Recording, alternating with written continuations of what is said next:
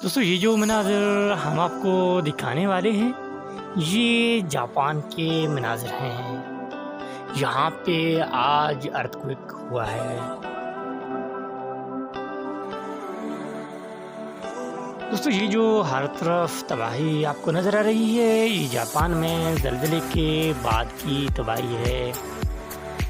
यहाँ पे ज़लज़ले ने ऐसी तबाही मचा दी जो कि नाकाबिले गुफ्तार है।